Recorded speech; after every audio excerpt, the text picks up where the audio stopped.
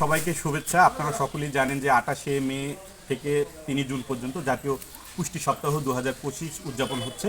প্রবীণ পুষ্টি নিয়ে আলোচনায় আমাদের সঙ্গে যুক্ত ছিলেন জলঢাকা উপজেলা স্বাস্থ্য পরিবার পরিকল্পনা কর্মকর্তা স্যার, এবং উনি প্রবীণ পুষ্টি নিয়ে বিস্তারিত আলোচনা করেছেন। তবে আলোচনার শেষে আমরা একটু স্যারের কাছে পুষ্টি সংক্রান্ত বিষয়ে দুইটা কথা শুনবো, সেই জন্য মূলত এই ভিডিওটি করা।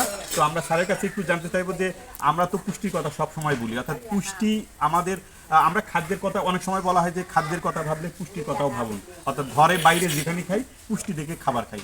আসলে এই পুষ্টি সম্পর্কে মানুষকে সচেতন করার জন্য আসলে আমরা কি করতে পারি স্যার? যেমন অনেকে তো আমরা শুধু জানি যে আমাদের পেটটা ভরাতে হবে, কমিউনিটির মানুষ যেটা বোঝে যে পেট ভরার জন্য আমরা খাবার খাই, কিন্তু পুষ্টির কথা কি আদৌ আমরা চিন্তা করি? এই ব্যাপারে স্যার আমরা কিভাবে মানুষকে সচেতন করতে পারি বা আপনার কি মনে হয়?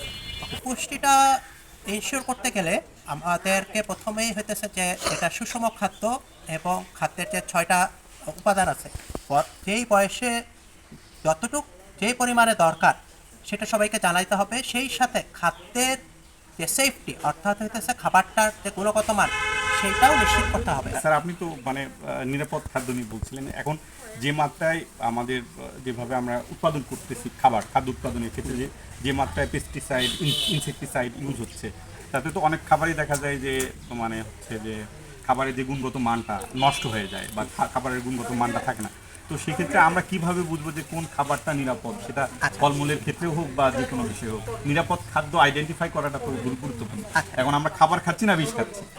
বাজার থেকে যে ফলমূলগুলো কিনি, সেই ফলমূলগুলো যদি বেশি উজ্জ্বল হয় অথবা সময়ের আগে চলে আসে, কিংবা যে সমস্ত খাবার আমরা ভাজা পড়া যে জিনিসগুলো দেখি, সেই জিনিসগুলা যদি বেশি স্বাদ হয় অথবা সে হইতেছে যে কীরকম পরিবেশে তৈরি করতেছে, এগুলা কি খোলা জায়গায় রাখা আছে কিনা, এগুলোর মধ্যে মাছি পড়তেছে কিনা, ধুলোবালি পড়তেছে কিনা, এই জিনিসগুলা আমরা যদি একটু দেখি এবং যদি এই জিনিসগুলো দেখা যায় যে এইরকম কিছু হচ্ছে, তাহলে আমরা ওই খাবারগুলো খাবো না।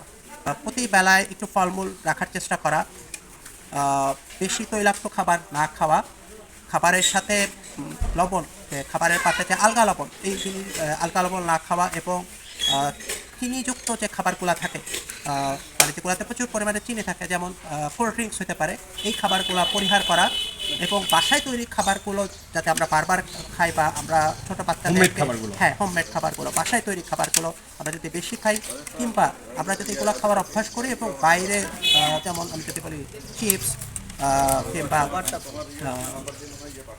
অন্যান্য যে জাঙ্ক ফুড বলে, রাইট, জাঙ্ক ফুড যেগুলোকে বলে, সেগুলো যদি আমরা বাচ্চাদেরকে দেওয়ার অভ্যাস না করি, তাহলে তাদের একটা সুঅভ্যাস গড়ে উঠতে পারে। তার মানে স্যার আমাদের একটা অভ্যাসগত পরিবর্তন নিয়ে, হ্যাঁ, আমাদের একটা যতই পুষ্টি নিয়ে কথা বলি কিনা, আমরা পুষ্টি নিয়ে অ্যাওয়ারনেস তৈরি করি না কেন, আমাদের এই অভ্যাসটা যতদিন মজ্জাগত না হবে, ততদিন আমরা যে পুষ্টিকর খাবারটা খাচ্ছি, এটা 100% সুফল আমরা ধরে তুলতে পারবো।